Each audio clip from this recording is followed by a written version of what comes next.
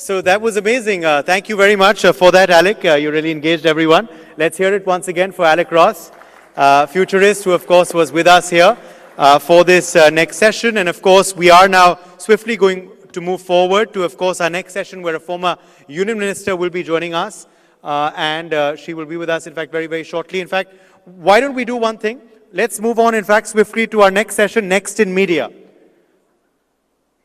So let's move on to the Next in Media session. And of course, for that, I'll ask Alec to just take your seat in the audience. Thank you very much, Alec Cross, for being with us. And for our next session, Next in Media, I would quickly like to call on stage Olga Lisogor, Deputy Editor, Rossiya Segdonia Media Group and Head Sputnik News. She's live with us. Welcome. Thank you very much for being with us. Also with us is Pranjal Sharma. He's Digital Policy Analyst and Author. We also have, of course, Anurag Batra with us, Chairperson, Editor-in-Chief of Business World. And this session is, of course, going to be moderated by Editorial Director of NewsX, Priya Sehgal. So thank you all for being with us, and let's quickly have you on stage as we move, of course, swiftly to our next session. We're going to be speaking about, of course, about the media. So which way, of course, is the media going? Which way is, of course, the the media landscape shifting and changing? That's something our next session is, of course, going to be focusing on. We're very happy to have all these erudite, of course, faces and names with us, and we are awaiting their session now.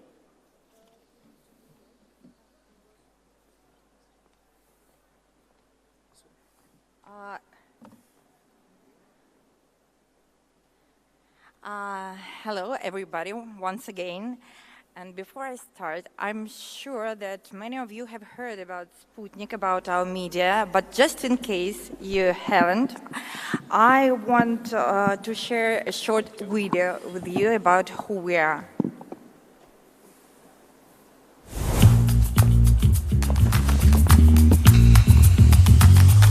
Sputnik is a global multimedia news and radio broadcaster.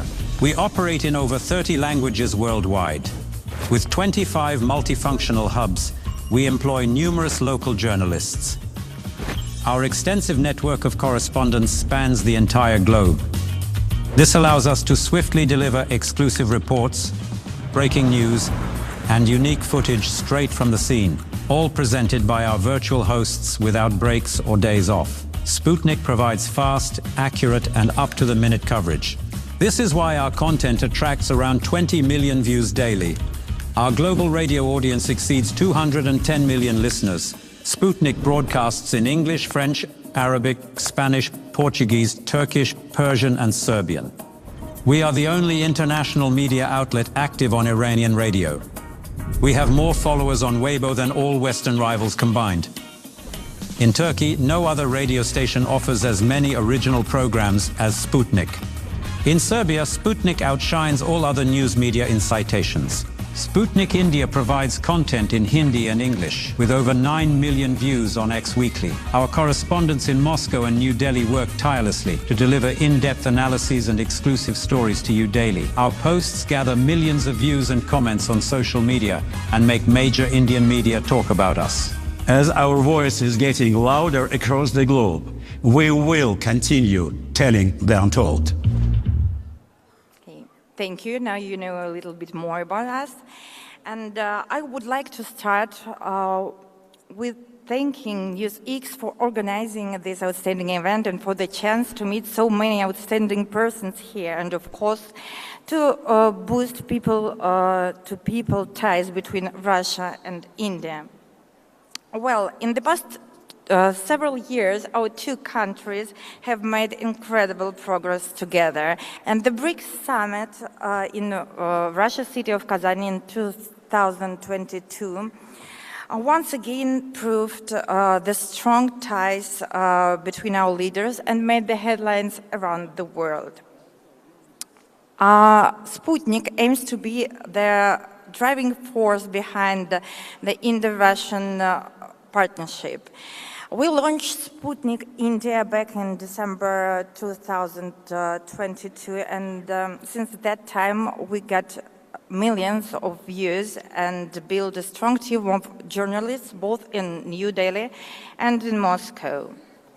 Well, today the mass media industry is experiencing major shifts that require completely new approaches. Our news consumption has transformed completely. People today prefer to get news in shortened formats and videos. This is happening because we're exposed to such a vast amount of information daily that people simply get tired of news and seek the quickest and the simplest way to get informed. Since our attention spans are shorter than ever, the content that is quick to engage and easy to digest is more likely to capture and retain viewer interest.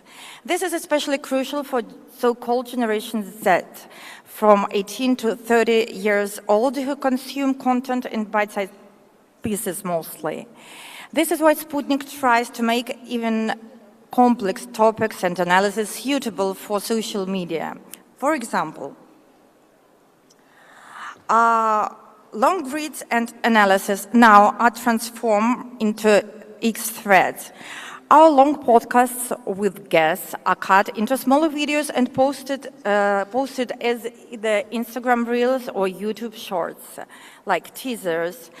Memes are the perfect way to present news from a Russian or Indian point of view. Telegram and WhatsApp messengers allow us to spread certain news across channels, making them viral, and infographics help us accommodate a vast amount of information just in one picture. That's amazing.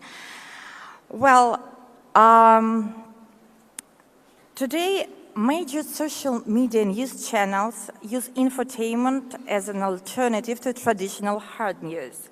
And Sputnik uses it in order to attract younger audiences who spend most of their time online. Sputnik India was probably one of the first major media outlets who started to use memes as a news tool. They make content more shareable and relatable for this Generation Z. Often such memes don't even require translation. For example, we use popular Bollywood movies or simply universally known pop culture references to promote our agenda. I will show you one. The example. This is about how USSR helped India in 1971.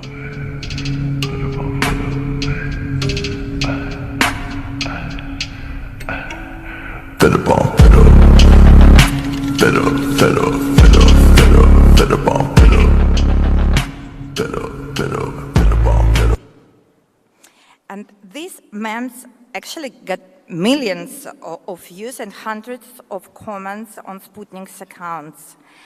And what is the most important about that these memes always have a hidden message. We use jokes to explain politics to people indirectly. This way, they don't feel like a certain political agenda is being imposed on them. At the same time, memes give our readers a sense of belonging, so they're most likely to visit our page and check what else we have. Here, where they see that we provide also serious content. So I guess we simply found a perfect balance between infotainment and hard news that is important. Well, actually, speaking about technology, I believe we should embrace the opportunities the digital era gives us. Because thanks to that, we can do a lot of things that like 20 or even 10, even 5 years ago, we couldn't imagine, like journalists. I think my colleagues will share this point of view because it's amazing how we can do very difficult work that before took hours just in 1 minute. We perform text-to-speech conversation, add AI voiceovers to video, do the translations, transcriptions, and even these virtual presenters, these are my favorite things. No vacation, no salary, perfect workers. So, and let me show you the example of how Sputnik uses AI to generate digital avatars. We have a very famous philosopher, Alexander Dugin, and he has no time to do his program weekly, but we decided to make him artificial. The events that took place in the United States after Donald Trump's presidential election victory والتنصيب ونقل السلطة تشير إلى أن que somos testigos de un proceso veloz de una revolución conservadora en Estados Unidos. Değerler sistemi önceki yönüne neredeyse taban tabana zıt bir yönde değişiyor. Trump और उनकी team जिन सिद्धांतों की घोषणा करते हैं, साथ ही पहले कदम जो वे उठा रहे हैं, contredisent complètement l'idéologie libérale de gauche. يهم يا عالم عقفاوي ويانا يا زنبالي يا سلة إنا يا درجة مسارة نوي. Actually, he speaks 4 languages, but for Sputnik now, he speaks more than 15. Okay, I have just 30 seconds left, and yes, of course, there are many risks about AI technologies and journalism, and I hope to discuss it with my colleagues a bit later. But what I want to add is that,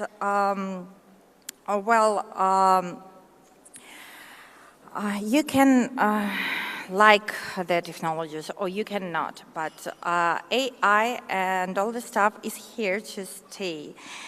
And digital media has created a world where public opinion can be shaped just from smartphones, and we can see it daily how Trump or Elon Musk do that. But what we should do together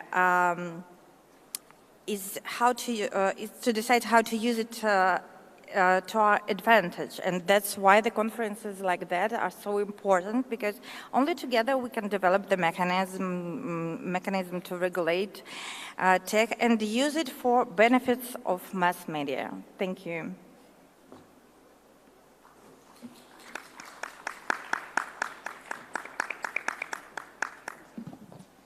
Thank you so much, Olga. In fact, that is what we are going to be discussing now. The topic is next in media, but I think we're already living in the age of next in media, as Olga also explained. This is really the age of social media, where the traditional media is learning to come to grips with the very ever-changing world. So today we're going to be discussing with the panelists the changing dynamics of the rules of engagement. How do we do within a very interactive, participatory, and real-time news that it keeps breaking. And also, in mainstream media, we have, of course, editorial control here. Everyone with a cell phone is the journalist, is the part of the media. So there are no checks and balances. What happens in that kind of a world? On the one hand, it is democratization of news. On the other hand, you do get victimized by fake news. You get the algorithm bias. There are fake narratives. There is no control, really. So in that sense, Pranjal, I'll begin with you first. How are we coping, and what next? What are the next steps do we have to take? Is there going to be regulation, transparency, self-regulation? Where are we headed? Okay, thank you, Priya. And thank you, Olga. That was very brilliant. And I must say that I'm a great fan of what Sputnik has been doing. Very excellent way in which you are communicating complex issues. And I think that's really the future. That's the first trend that we have to understand, that news is getting democratized. It's no longer going to be held by a few editors sitting in the so-called ivory towers. The second big shift I see is that Western media is not global media. It used to be a time that media based in Americas and Europe would decide the narrative for the world, and we would all lap it up like it was the absolute gospel truth. And I think that's not true anymore. You see the rise of media in India, you see the rise and the relevance of media from Russia, you see the rise of media in East Asia, and I think that's very important for us to understand that it's no longer a unipolar world in media as well. It is a multipolar world in media where every region will decide what is relevant for them and not be taken in only by what a set of You're editors getting a very are approving deciding. look from here, by the way. So, no, but I mean, I'll stop here. I mean, I have a few more points, but I think the final point is about technology. You referred to it, Olga and Priya. So there's a great point about technology that it allows you to do a lot of things faster. It also allows and gives the power of ground level reporting to a lot of citizens, but also the negative part is that it can also create fake, misleading news. So we need new set of filters to be able to manage information in the era of AI. So, Olga, I'd like you to take from what he said, also the fact that global media is no longer Western media. I mean, at a time where you yourself, Sputnik Radio, is facing sanctions from the Biden-Harris administration. So how do you feel the fact that democratization in many more ways than one? Sorry, once again. The democratization of media, you know, and also what he's saying is that Western media is from what we see, Western media is no longer just Western media. Global media is now, you know, we have people from the East, Southeast Asia who also now getting their say. You know, the main problem that I see in all this is that the lack of platforms, because many countries are still the colonies of Western media markets and mainstream media, and I think that as we have, for example, BRICS with India, why can't we have our own platforms, so our own social media, where we can do what is supposed to be the best way to give the information for people, for example.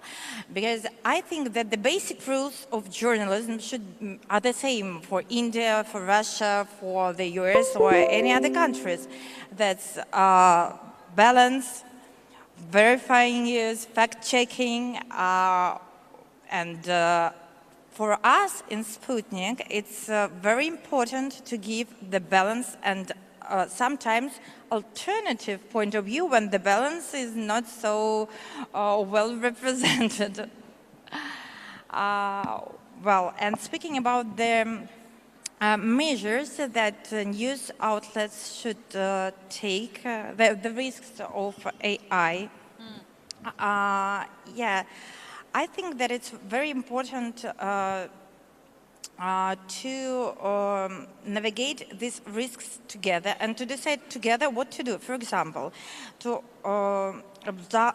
it should be obliged to mark AI content on the social media platforms, I guess, and verify images, photos, and videos, and rely only on first-hand information that is basic. Okay. So risk of risk of AI, algorithm bias. You know, how do we counter that? You know, one of the things which Gen AI is doing is allowing almost anybody to be a writer and an author, but we have to realize that the era of search-based, link-based research or reporting is pretty much over. Because what the Gen AI bots are doing, they're gathering information from every available resource. They don't tell you what the source is, but they'll give you a summary of what's going on.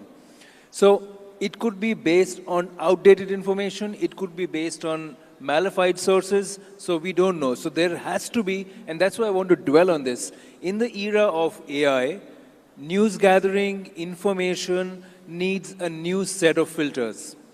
Editors were the filters in the traditional media, mainstream media, in news, in print, in television and radio.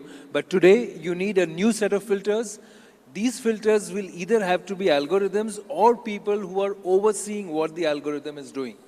If you do not put a new set of filters, then we will be pushed into an era of such haze that we won't know the truth from the falsehoods.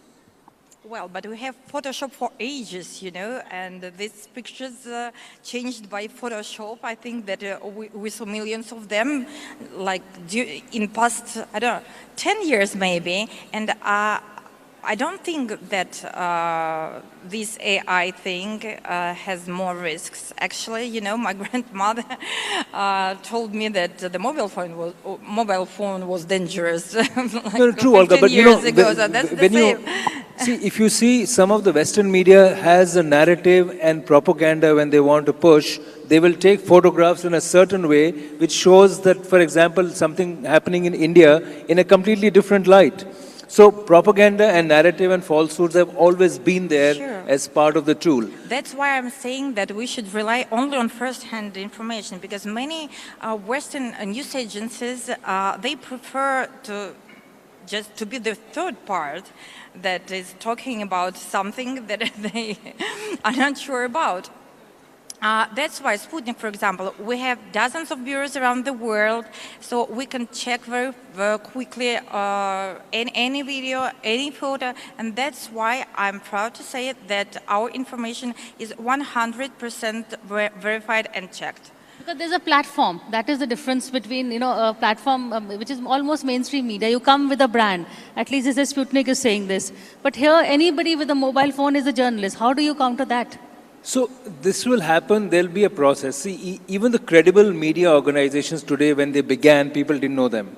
It is over years and decades that they built credibility. And those who did not build credibility, they were not respected and they lost the market.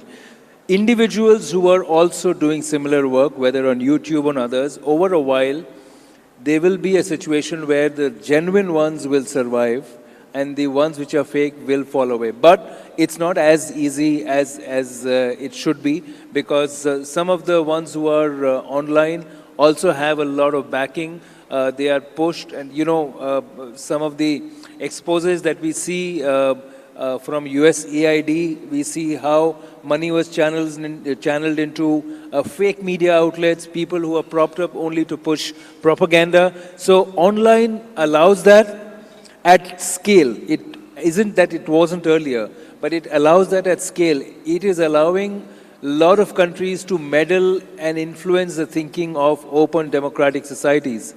So technology is enabling it, but we still have to figure out a way, and I don't think we have the answer yet on what is the best framework to prevent it. Is the way self-regulation, or should there be some, is it, you know, do you want the regulation to be enforced, or should it come from within?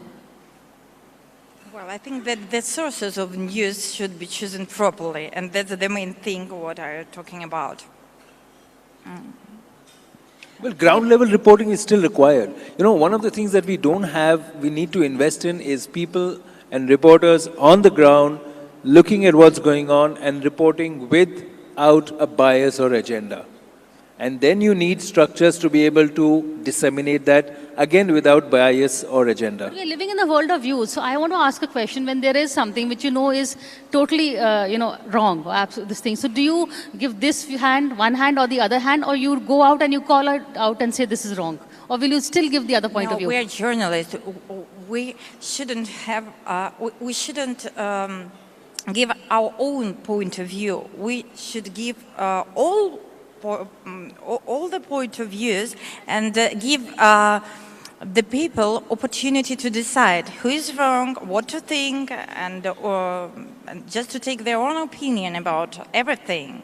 That's our job, main job, I think. News versus views, what is your...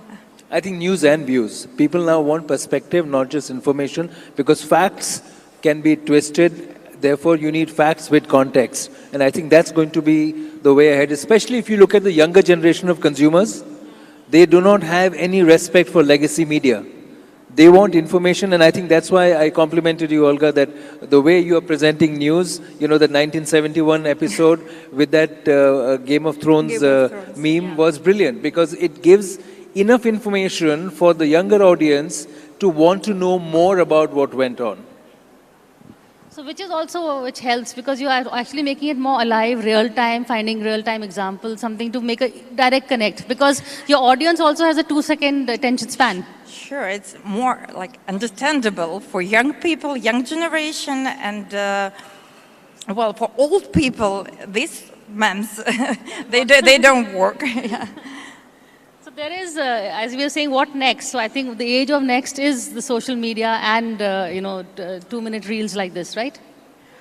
Well, I can't even imagine what's next because I told that even 5 years ago, I couldn't imagine that we can transmit, translate, do subtitles and so on in just 1 minute, and that AI Alexander Dugin will talk 15 languages just in 30 seconds. Okay.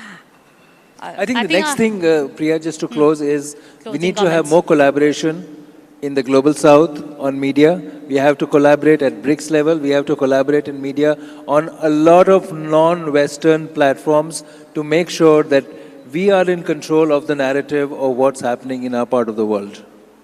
Thank you both for this conversation, and I would also like to welcome the very articulate Smriti Irani is here. I think she's seen both sides of the media, so she would know something of what we're talking about. But thank you both for this conversation. Thank you. Thank you. Well, thank you very much for that session, Priya, and of course,